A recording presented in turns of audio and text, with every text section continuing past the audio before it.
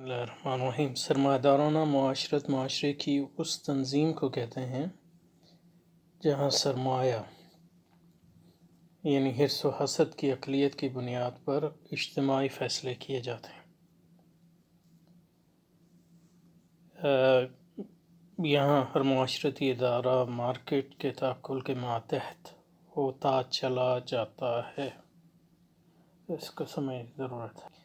جب ہم سرمایہ دارانہ معاشرت کی بات کرتے ہیں، معاشرہ، پہلی بات تو یہ ہے کہ معاشرہ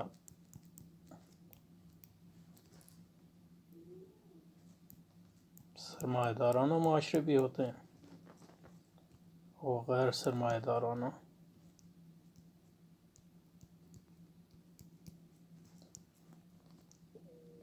اور جس بات پر ہم جس سے یہ فیصلہ کرتے ہیں کہ معاشرہ جو ہے سرمایہ دارانہ ہے یا غیر سرمایہ دارانہ ہے، وہ اس بنیاد پہ ہے کہ اس پہ غالب اقلیت کیا کار فرما ہے، یعنی اس معاشرے میں کس بنیاد پر فیصلے ہوتے ہیں۔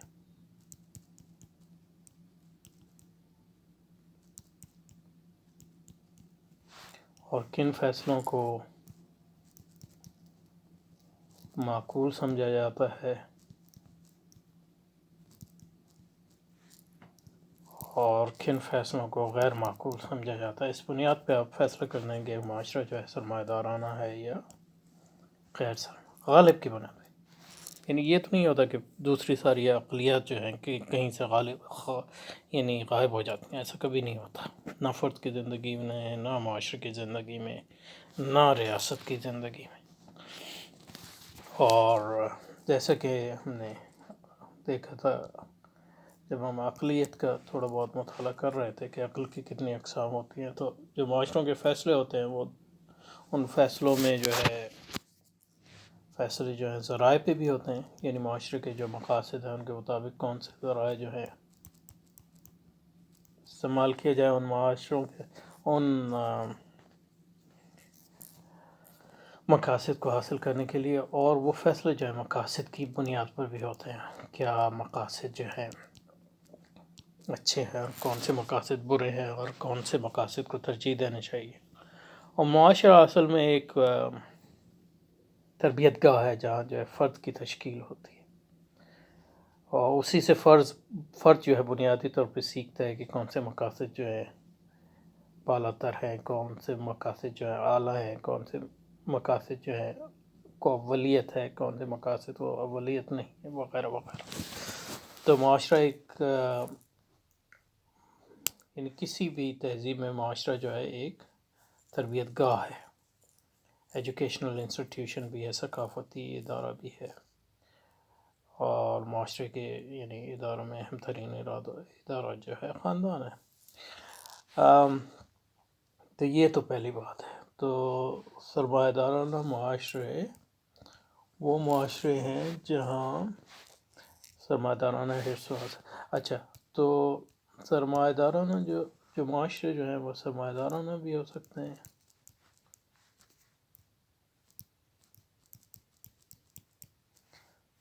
اور غیر سرمایہ دارانہ۔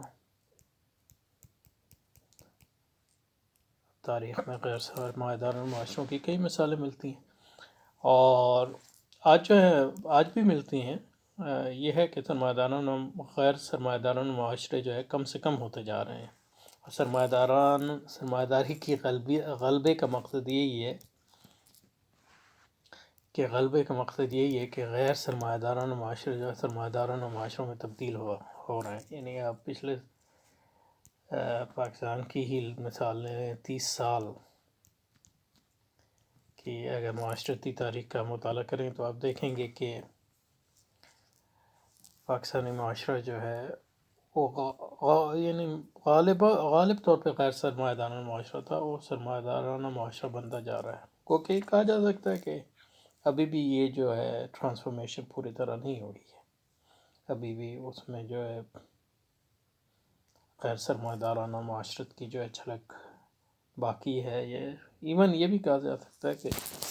ابھی پوری طرح سرمایہ دارانہ معاشرے وہ نہیں بنے، یعنی اس میں وغیرہ وغیرہ۔ تو یہ بات. دوسری بات یہ ہے کہ غیر سرمایہ دارانہ معاشرے کا مطلب نہیں ہے کہ وہ سب صحیح ہیں. یعنی سرمایہ داری جو ہے ایک موجودہ انحراف ہے، اس لیے ہم اس پہ زیادہ بات کرتے ہیں، لیکن انحراف کے اور بھی کئی طریقے ہیں، اور یہ موجودہ ظلم ہے، اور ظلم کے اور بھی کئی طریقے ہیں. تو غیر سرمایہ دارانہ معاشرت کا یہ مقصد نہیں ہے کہ تمام غیر سرمایہ دارانہ معاشرت کی جو اقدار ہیں وہ صحیح ہیں، لیکن یہ ہے کہ ہم کہتے ہیں کہ غیر سرمایہ دارانہ معاشرے جو ہے سرمایہ دارانہ معاشرے نہیں. تو ان غیر سرمایہ دارانہ معاشروں میں بھی پھر جو ہے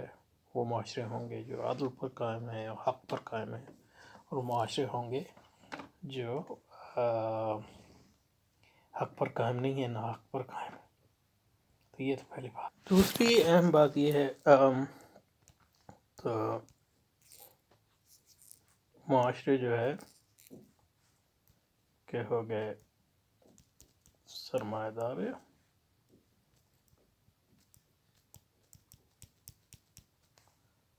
اور پھر غیر سرمایہ داران.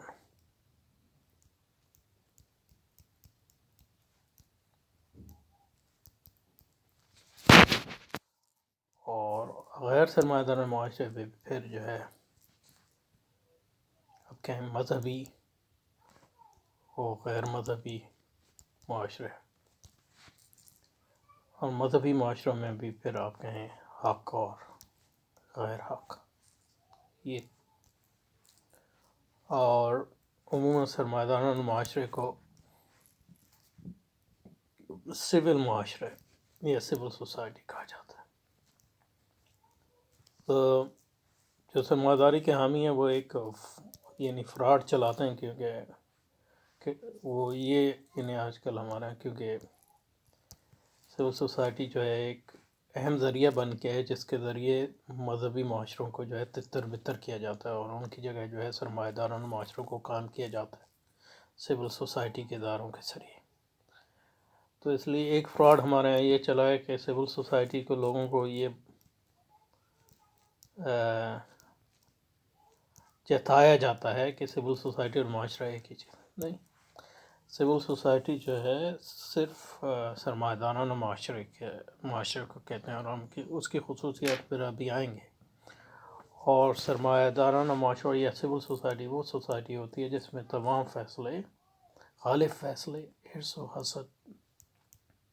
کی اقلیت کی بنیاد پہ ہوتے ہیں. اور غیر سرمایہ دارانہ معاشرے وہ ہوتے ہیں جن میں فیصلے جو ہیں عموماً حرص و حسد کی اقلیت کی بنیاد پر نہیں ہوتے، کسی اور اقلیت کی بنیاد پر.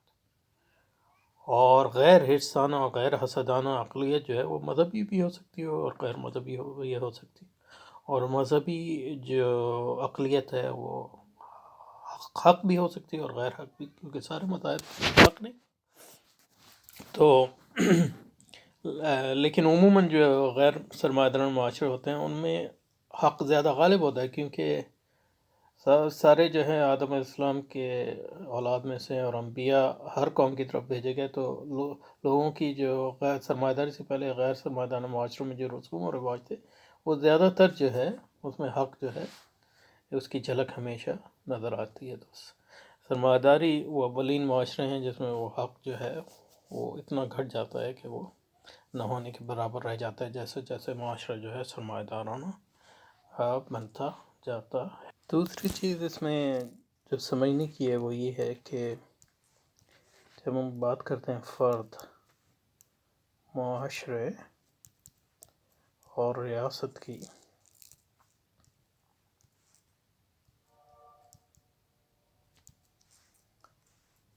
تو حقیقت یہ ہے کہ یہ تمام چیزیں جو ہیں جب ہم بات کرتے ہیں معاشرہ، فرد، معاشرہ اور ریاست کی، تو یہ اس میں ایک تجریدیت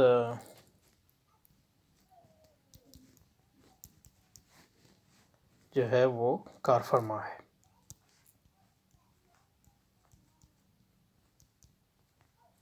یعنی ایبسٹریکشن.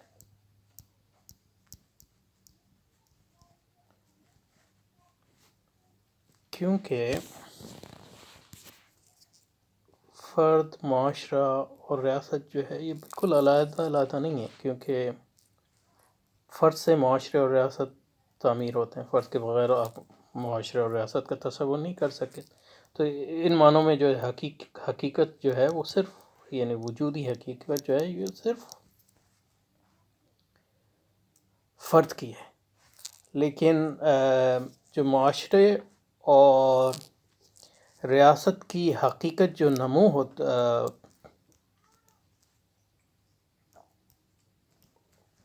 اس کا وجود آتا ہے وہ فرد کے درمیان تعلقات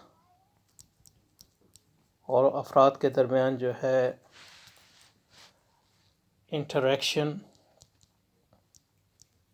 کے نتیجے میں آتا ہے.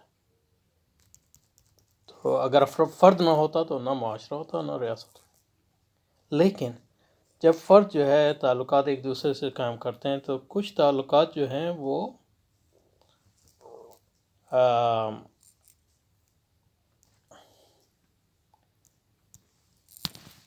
اداروں کی شکل اختیار کر لیتے ہیں.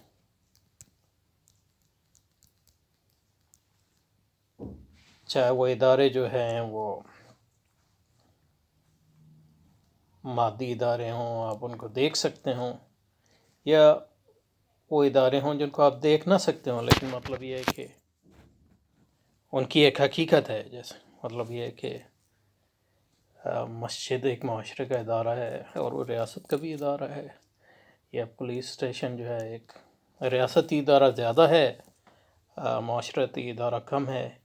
یا یونیورسٹی ہے وہ بھی ایک معاشرتی ادارہ زیادہ ہے اور ریاستی ادارہ کم ہے،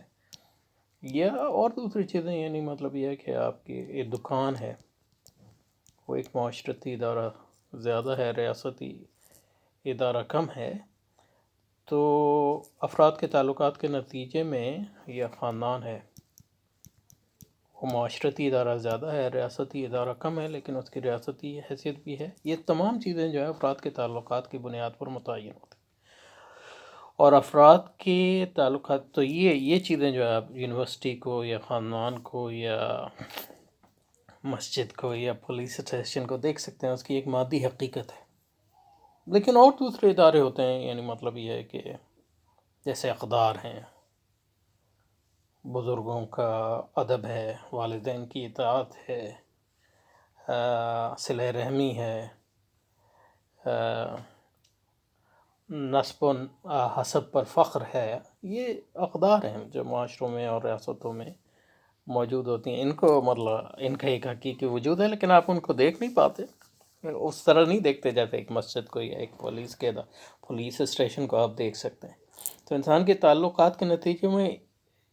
دو قسم کے ادارے جنم لیتے اور ان کی جو ہے پھر حیثیت جو ہے فرض سے بالاتر ہو جاتی ہے. ان معنوں میں کہ مطلب یہ ہے کہ پولیس اسٹیشن کا وجود جو ہے افراد کے بغیر ناممکن ہے، کیونکہ افراد ہی اس کو بناتے ہیں اور افراد ہی اس کو چلاتے ہیں. لیکن جب وہ ایک بن جاتا ہے پولیس اسٹیشن تو اس کی ایک قائم بالذات حیثیت ہو جاتی ہے، یعنی انڈیپینڈنٹ، خود مختار حیثیت ہو جاتی ہے. اس لحاظ سے کہ پھر وہ جو ہے اس کی شخصیت کی بنیاد پہ پھر انہی افراد کو جنہوں نے بنایا ہے وہ جو ہے اثر ڈالتا ہے. تو مطلب یہ ہے کہ انسانوں کی محدود حقیقت کا یہ ایک عجیب و غریب مظہر ہے کہ جس چیزوں کی وہ تخلیق کرتے ہیں، یعنی مطلب وہ پھر ان کو خود جو ہے وہ جو ہے جن چیزوں کی وہ تخلیق کرتے ہیں وہ خود جو ہے ان کو کسی نہ کسی لحاظ سے جو ہے تشکیل دیتا ہے یا ان پر اثر ڈالتا ہے مختلف لحاظ سے. یہ ایک تجربی مسئلہ ہے کس کا اثر کس پہ کتنا ہوتا ہے وغیرہ وغیرہ. تو اس لحاظ سے اگر دیکھا جائے تو جو میں بات کہنا چاہتا تھا کہ فرد اور معاشرے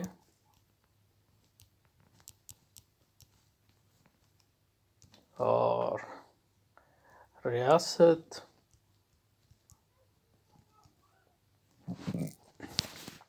کے درمیان جو فرق ہے وہ ایک معنوں میں تجریدی ہے، یعنی ایبسٹریکشن ہے، کیونکہ فرد جو ہے معاشرے کو تشکیل دیتا ہے اور ریاست کو تشکیل دیتا ہے افراد کے، لیکن جب ریاست اور اس کے ادارے تشکیل پا جاتے ہیں اور معاشرے اور اس کے ادارے تشکیل پا جاتے ہیں تو یہ ریاست جو ہے معاشرے کو بھی تشکیل دیتی ہے ایک نئے معنوں میں، اور اسی فرد کو بھی تشکیل دیتی ہے، کیونکہ جب میں پیدا ہوا اس معاشرے میں تو ایز اے فرد کے تو ایک علیحدہ وجود ہے، لیکن اس علیحدہ وجود شروع دن سے دوسرے افراد سے بھی کو دیکھتا ہے، معاشرے کو بھی دیکھتا ہے جو اس سے بالکل ایک علیحدہ حیثیت ہے، اور ریاست کو بھی دیکھتا ہے، اور یہ تینوں ایک حقیقت طور پہ اس فرد کی تشکیل میں اور اس کے افکار کے تعین میں، اس کی اقدار کے تعین میں، اس کی پرورش میں، اس کی تعلیم میں شریک ہے، اور پھر جو یہ فرد بڑھتا ہے یہ فرد جو ہے ان چیزوں پہ بھی اثر ڈالتا ہے۔ اب کون کس پہ کتنا اثر ڈالتا ہے یہ ایک تجربی سوال ہے، لیکن حقیقت یہ ہے کہ فرد جو ایک آتا ہے اس دنیا میں، اس کی حیثیت جو ہے، اس کی یہ حیثیت کہ وہ دوسرے افراد کو اور معاشرے کو اور ریاست کو جو موجود ہیں اور ان کی ایک تاریخ ہے ان پر اثر ڈالے، نسبتاً بہت کم ہوتے ہیں زیادہ تر افراد، اور یہ صرف یعنی کچھ ایسی شخصیات ہوتی ہیں جو ایسا اثر ڈالتی ہیں دوسرے افراد پر اور معاشرہ ریاست پر کہ ان کی تشکیل نو دیتی ہیں اور انقلاب لاتی ہیں، تو ان کو ہم انقلابی شخصیات کہتے ہیں۔ اور پھر وہ انقلابی شخصیات کا مطلب یہ نہیں ہوتا ہے انہوں نے تنہا کیا، وہ ان کو بھی دوسرے افراد کو ساتھ ملانا ہوتا ہے، تو گو کہ فرد کو جو ہے ایک گناہ جو ہے اس کو آزادی ہے، لیکن اس کی آزادی خود وہ اس آزادی کو کیسے استعمال کرتا ہے، اس کو کیسے سمجھتا ہے، وہ خود متعین ہوتی ہے اول روز سے اس کے تعلقات جو دوسرے افراد سے ہیں، جو معاشرے سے ہیں اور جو ریاست سے ہیں۔ تو ان معنی میں جب ہم فرد کی بات کرتے ہیں، معاشرے کی بات کرتے ہیں اور ریاست کی بات کرتے ہیں، تو یہ سب تجریدیت ان معنوں میں ہے کہ حقیقی طور پہ کوئی فرد جو ہے معاشرے سے الگ، مکمل طور پر الگ اس کی کوئی حیثیت نہیں، اور معاشرے کی فرد اور ریاست سے مکمل الگ طور پہ کوئی حیثیت نہیں، اور ریاست کی معاشرے اور فرد سے مکمل طور پر الگ کوئی حیثیت نہیں ہے۔ تو ان معنوں میں یہ صرف سمجھنے کے لیے ہم یہ تفریق کرتے ہیں، اور حقیقت میں یہ چیزیں سب ملی جلی ہوتی ہیں، اس طرح کہ ایک کی حقیقت دوسرے کے اندر مدغم ہوتی ہے اور دوسرے کی حقیقت تیسرے کے اندر مدغم ہوتی ہے، وغیرہ وغیرہ۔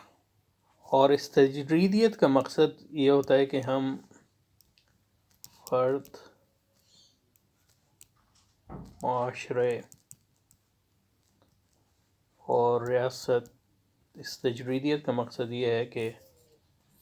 ہم فرد کی ان پہلوؤں پہ مرکوز کر سکیں اپنی فکر جو معاشرے سے ممیز ہے، کہ جب ہم معاشرے پر گفتگو کرتے ہیں تو اس کا مقصد یہ ہوتا ہے کہ معاشرے کے ان پہلوؤں پر اپنی فکر مرکوز کریں جو فرد کی انفرادیت اور ریاست کی انفرادیت سے الگ ہے۔ اسی طرح جب ریاست پہ اپنی توجہ مرکوز کرتے ہیں تو اس سے مقصد یہ ہوتا ہے کہ ان پہلوؤں پہ اپنا فکر مرکوز کریں جو فرد اور معاشرے سے جو ہے ممیز اور ممتاز ہیں، وغیرہ وغیرہ۔ ورنہ جو ہے ریاست میں جو ہے جو عمومی جو اس کے تصور ہے اس میں فرد بھی موجود ہے اور معاشرہ بھی موجود ہے، معاشرے میں اسی طرح ریاست بھی موجود ہے اور فرد بھی موجود ہے، اور فرد میں بھی ان معنوں میں معاشرہ بھی موجود ہے اور ریاست بھی موجود ہے۔ تو اس یہ بہت ہے۔ تو اب سرمایہ داران معاشرہ کی جب ہم بات کرتے ہیں تو ایک خاص قسم کے معاشرت کی بات کرتے ہیں، جو ایک خاص قسم کے تصور فرد پر قائم ہے اور اس دیکھیں پر قائم ہے، تو لیکن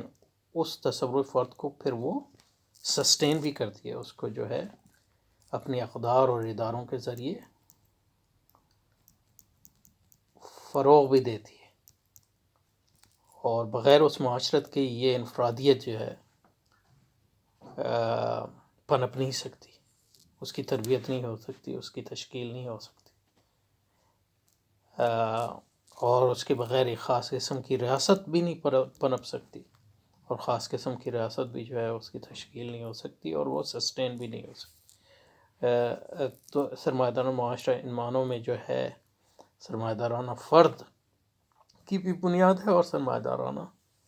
ریاست کی بھی بنیاد ہے اپنے معنوں میں، گو کہ معاشرہ جو ہے افراد کے مجموعے کا نام ہے جیسے کہ ہم نے کہا، لیکن یہ کہ جو افراد کی انفرادیت جو ہے اس معاشرے کے بغیر جو ہے اس کا اس خاص قسم کی انفرادیت ناممکن ہے۔ تو معاشرتی ادارے اور جو فرق اس تجرید میں جو فرق ہے، وہ جو فرق ہم یہ کرتے ہیں فرد کس بنیاد پہ ہم جو ہے یہ فرق کرتے ہیں۔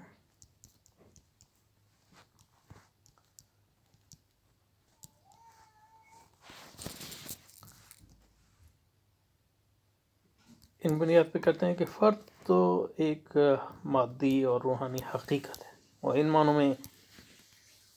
معاشرے سے وہ مختلف ہے کہ معاشرہ اور ریاست دونوں تعلقات کے مجموعے کا نام ہے، چاہے وہ تعلقات ذاتی شکل اختیار کریں یا نہ کریں، یا چاہے وہ تعلقات جو ہے ان کی کوئی خارجی تجسیم ہو یا نہ ہو۔ تو یہ چیز جو ہے فرد کو معاشرے اور ریاست سے جو ہے ممیز کرتی ہے، کسی بھی معاشرے، اور جو چیز معاشرت کو ریاست سے ممیز کرتی ہے وہ یہ گو کہ ہم نے کہا وہ ایک تجریدیت ہے، لیکن جو چیز اس کو ممیز کرتی ہے معاشرت کو وہ یہ ہے کہ معاشرت کی بنیاد جو ہے اجماع اور قبولیت پر ہوتی ہے۔ اس کی بنیاد جو ہے اس پر ہوتی ہے کہ لوگ تعلقات کی خاص شکل کو اور اقدار کی خاص شکل میں مقبولیت حاصل ہوتی ہے لوگوں میں تربیت کے ذریعے اور معاشرتی جو ادارے ہیں ان کے ذریعے، اور معاشرے کو ریاست سے جو چیز ممیز کرتی ہے وہ یہ ہے کہ یہ قوت کا ارتکاز ہے۔ قوت معاشرے میں بھی ہوتی ہے، فرد میں بھی ہوتی ہے، لیکن ایک خاص جو چیز ریاست کو ممیز کرتی ہے دوسروں سے وہ یہ قوت ہے، اور ہر قسم کی قوت نہیں، ایسی قوت جس کو معاشرے اور فرد کی زندگی میں بطور قوت ہے اور جبر ہے، قوت اور جبر، لیکن یہ ایسے قوت اور جبر ہیں جن کو اس معاشرے میں جائز سمجھا جاتا ہے، یعنی پولیس آپ کو روکتی ہے، آپ اس کو جائز سمجھتے ہیں، کہ یعنی انفرادی طور پہ آپ کہہ سکتے ہیں کہ یہ پولیس والا غلط کر رہا تھا وغیرہ، لیکن پولیس کے ادارے کو آپ جائز سمجھتے ہیں اگر آپ اس ریاست کے مطلب یہ ہے کہ مخالف نہیں ہیں اور عمومی طور پر لوگ ہیں۔ تو ان معنوں میں جو چیز فرد معاشرے اور ریاست کو کسی بھی فرد معاشرے اور ریاست کو تفریق دیتی ہے کہ فرد کی ایک حقیقت ہے انفرادی ان معنوں میں جو معاشرہ ریاست کی نہیں ہے۔